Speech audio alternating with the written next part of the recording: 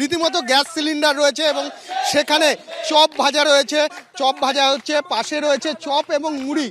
লেখা রয়েছে মুখ্যমন্ত্রীর অনুপ্রেরণায় বেকার মেলা এবং মশলা মুড়ি বিক্রি হচ্ছে। এবং তার পাশাপাশি একজন হবু শিক্ষক, যার প্রাথমিকে শিক্ষাদান করার কথা ছিল রাজ্যের কচিকাচাদের, তিনি কিন্তু চা বিক্রি করছেন। দেখা যাচ্ছে মাত্র 5 টাকায় মুখ্যমন্ত্রীর অনুপ্রেরণায় তিনি চা বিক্রি করছেন এবং তারা স্লোগান দিচ্ছেন। এবং তাদের যেটা মূল দাবি, সেই দাবি হচ্ছে যে প্রায় 7 বছর অপেক্ষার পর 2022-এ তাদের টেট পরীক্ষা হয়, 2023-এ ফল প্রকাশ হয়।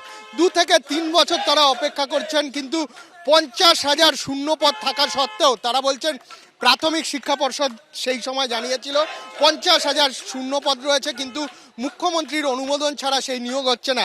সে কারণে তারা মুখ্যমন্ত্রীর দৃষ্টি আকর্ষণ করার চেষ্টা করছে না।